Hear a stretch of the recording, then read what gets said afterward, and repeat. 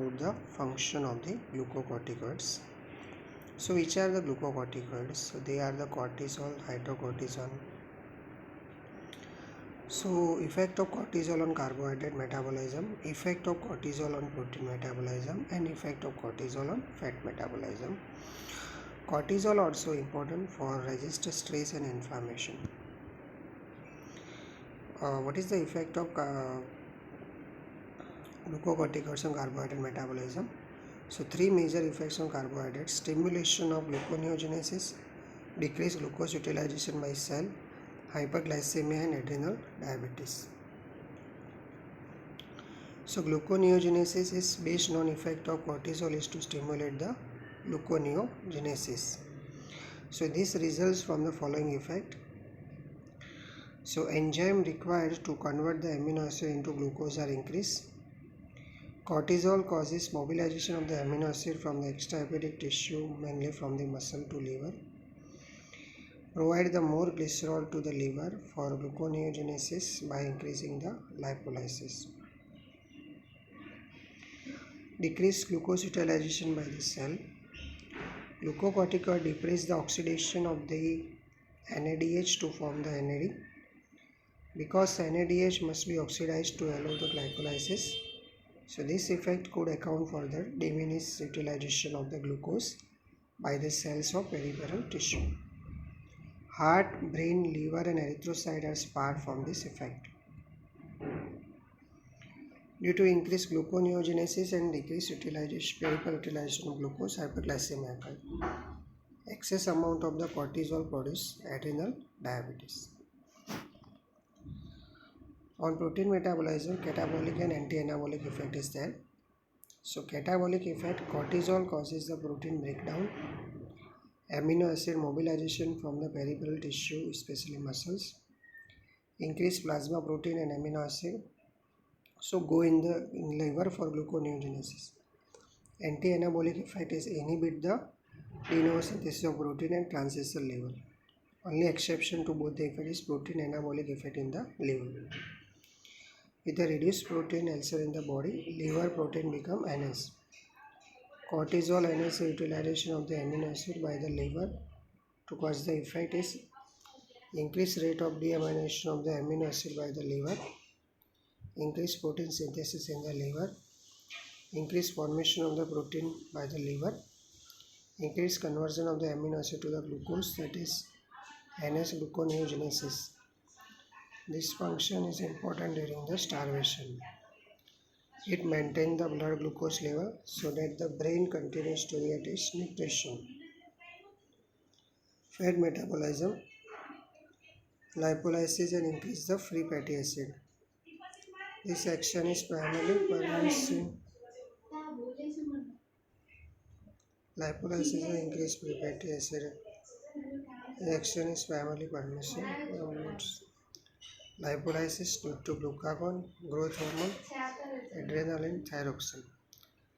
Reason is for lipolysis.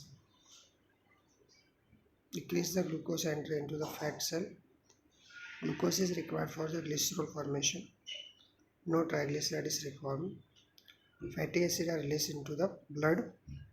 Increase the plasma free fatty acid. Free fatty acid are mobilized to liver, where they are used for the energy. This is important in time of stress and starvation. Ketogenic effect is free fatty acid are converted into ketone bodies, and the result effect is ketosis. Redistribution of the body fat. Fat deposit in the different area that respond differently to the cortisol. Extremity lose the fat which is deposited on the face, neck, shoulder, chest and abdomen. So it results in the mole-like face, buffalo hump and fish mouth. Cortisol is important in the resisting stress and inflammation. Different type of stress that increase the cortisol release are the following: trauma of any type, infection, cold or heat, injection of norepinephrine and other sympathomimetic drugs, surgery, injection of a necrotizing substance beneath the skin and any debilitating disease. Anti-inflammatory effects of high level of cortisol. So 5 main stage of inflammation is release of chemicals, erythema, increased capillary permeability, infiltration of the area by leukocytes. So histamine, bradykinin, pancreatic enzymes, leukotrienes, prostaglandin from the damaged tissue they are released. Erythema production occur. Increased capillary permeability followed by clotting of the tissue fluid thus causing non-fitting type of edema. Infiltration of the area by leukocyte after days or weeks, ingrowth of fibrous tissue that help in the healing process. Cortisol having two basic anti-inflammatory effects. It blocks the early stage of inflammation before inflammation begins. If inflammation has already begun, then cause rapid resolution of inflammation, increase rapidity of healing. Cortisol prevents the development of inflammation by stabilizing the lysosome and by other effects. Cortisol stabilizes the lysosomal membrane.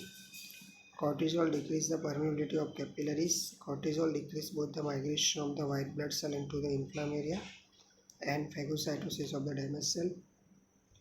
Cortisol suppresses the immune system and causing lymphocyte production to decrease markedly. Cortisol causes dissolution of inflammation.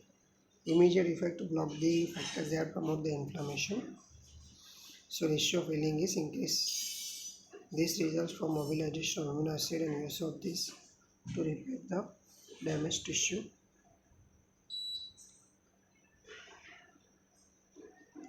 It results from increased gluconeogenesis that makes the extra glucose available in the critical system. It results from increased amount of fatty acids available in cellular energy. Effect on the muscle. Contractility and work performance of the skeletal muscle and cardiac muscle is maintained by increasing the acetylcholine synthesis in neuromuscular junction, by increasing the sodium potassium ATPase and beta receptor in cardiac muscle. Effect on the bone. Increased bone resorption by increasing osteoclastic activity and collagenous activity.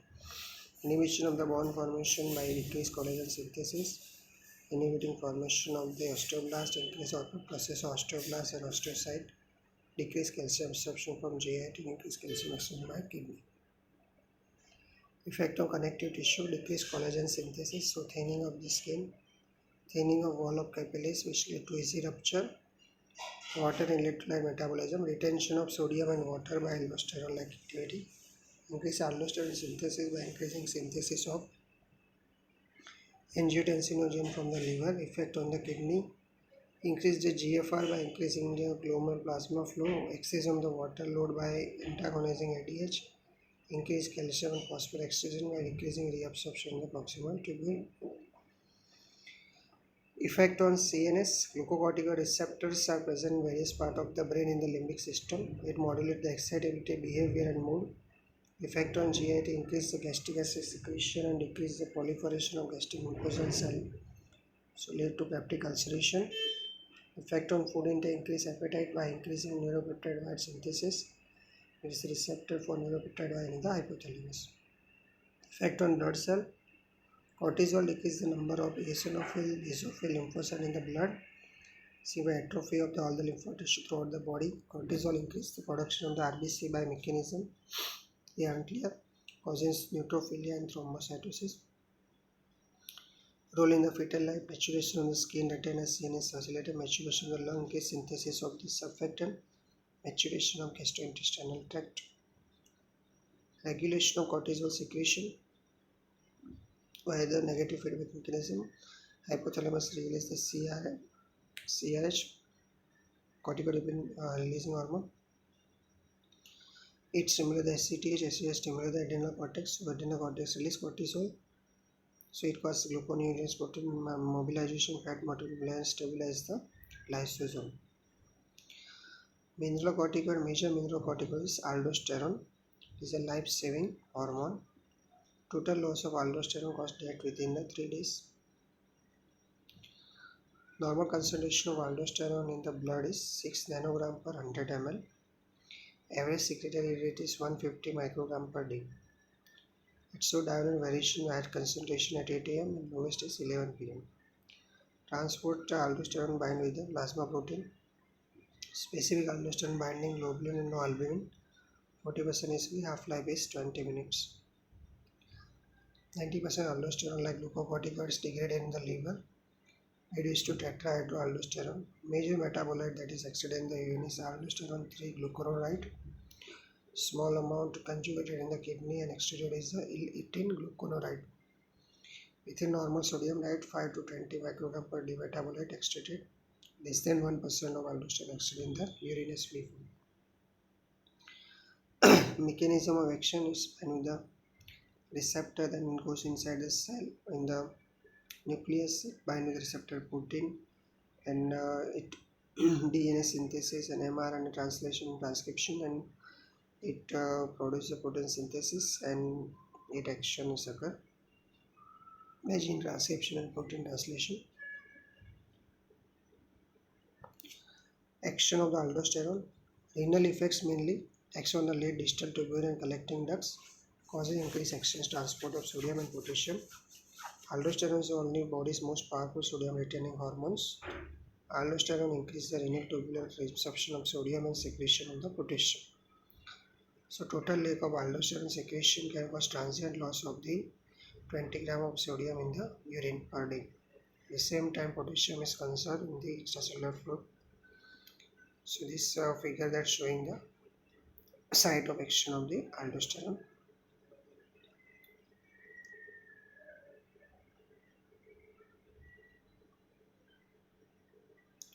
Circulatory effect of aldosterone.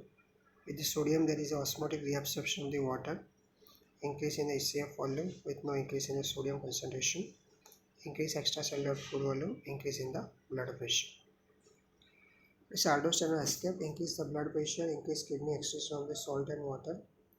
That is known as basidiuresis. This results returns the renal output of sodium and water to normal despite the increased aldosterone. Second, the increase in the salt and water due to basidiuresis, that is known as aldosterone escape phenomenon.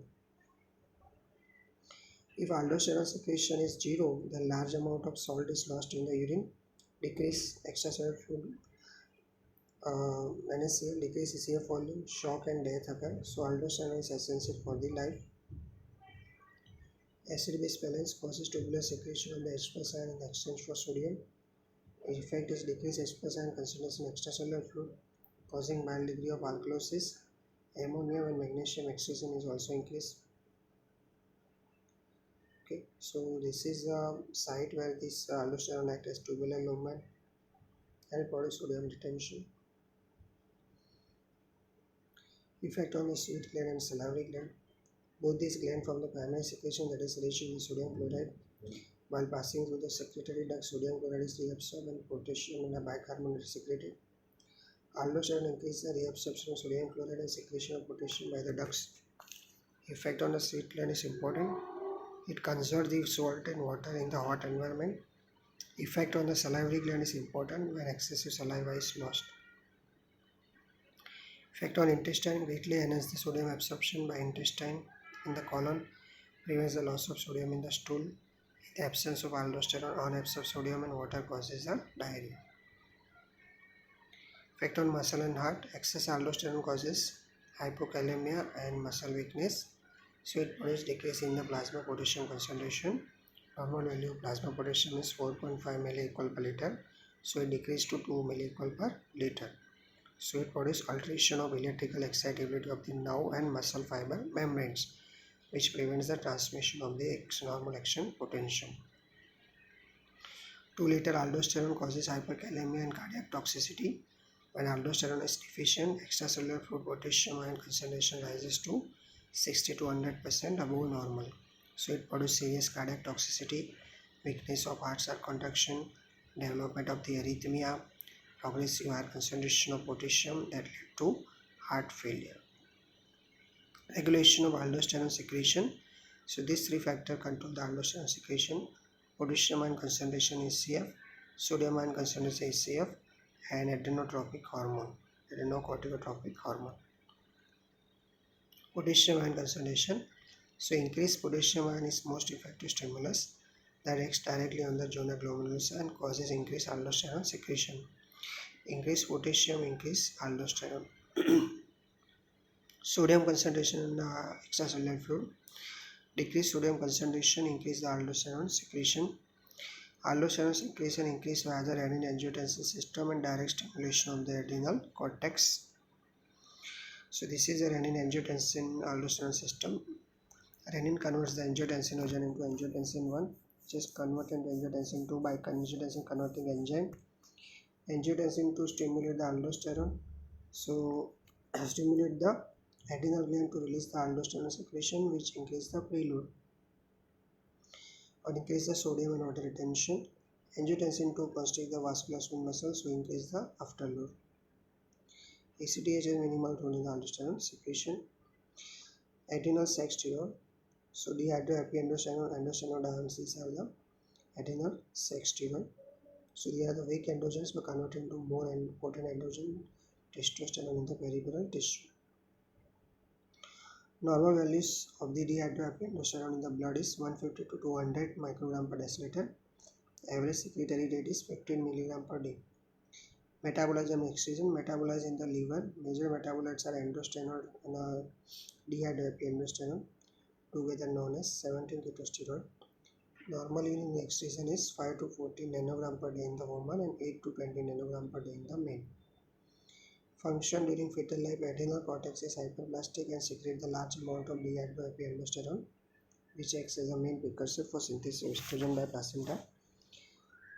In adult woman, adrenal gland supplies 60% of adrenaline requirement. Increase the muscle mass, pubic and axillary and libido. After menopause, estrogen activity is provided